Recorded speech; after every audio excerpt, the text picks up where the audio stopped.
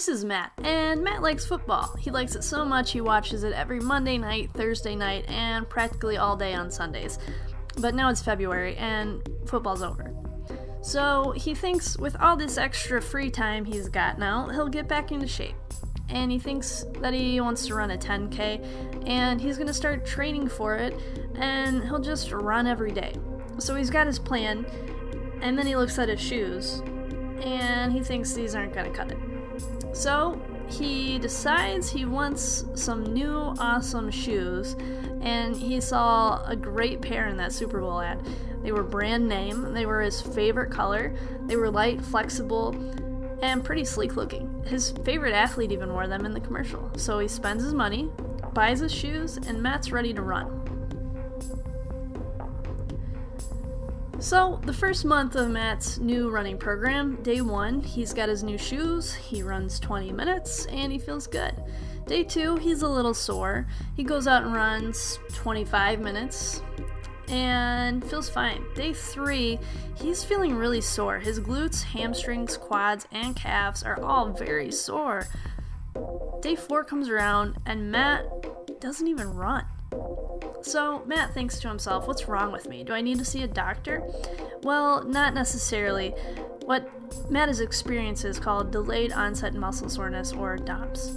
This is widespread pain that happens anytime you start a new program or increase the workload of an existing program. This usually takes 48 to 72 hours to show up and become pretty painful. So then Matt thinks, well, should I take Tylenol or ibuprofen? Will that help get rid of this soreness? Well, he could, but it's not really necessary. What Matt should do is gently stretch those sore muscles. He could take an ice bath for up to 10 minutes. That would help decrease the inflammatory process and help with the pain, and of course drink plenty of water. And in 2 to 3 days, Matt will be feeling just fine and can safely return to his running program. So Matt wises up and looks up a good Couch to 5K program, which is a program that gradually increases your workload into safely running longer distances. This is kind of what it looks like. So here's Matt in week 2. The first day of this new program, he will run for like 10 minutes. The next day, he'll just stretch for 15 minutes. The third day, he'll run maybe 20 minutes, and then he'll cross train, and then followed by more running and then resting. So he does this again. Week 3 is fine. He feels great, he's not very sore at all, and he's happy with his improvements. Fast forward now to week 5, and Matt's having pain again, but this time it's specifically on the inside of his shin. So why could this be? Let's look at his brand name shoes. There's a couple problems with them. So they're very flat, and there's hardly any midsole. This increases the ground reaction force when he heel strikes during running. The shoe also almost bends in half. It twists, it's very lightweight, so there's virtually no support in the arch of the foot. So let's break down Matt's running. Here is Matt in his striking phase of his running gait. You can see his medial arch is overpronating and collapsing inward. Also, his ankle is coming inwards as well, known as Taylor tilt eversion. And then his tibia, his shin bone, is in turn torquing and internally rotating, which can lead to knee pain in the future. So we have a problem here. This problem is called Shin Splints, also MTSS, which is medial tibial stress syndrome in medical terminology. So what's the cause of this problem? This is the big thing. We need to find the cause of the problem. There's 2 lines of thought. So there's biomechanical insufficiencies highlighted by Matt's poor choice in running shoes. They just don't work for him.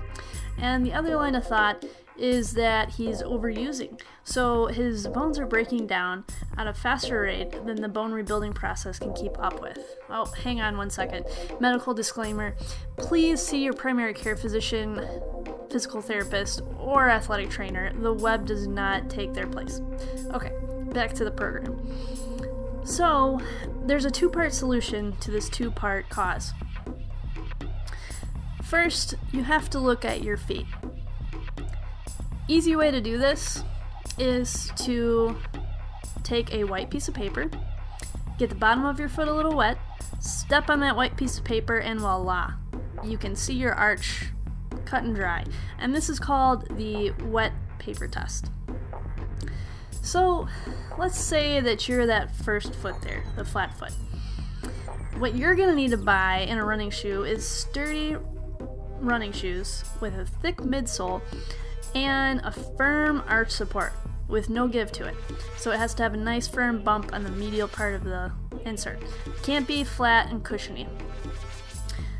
Let's say you have a normal arch.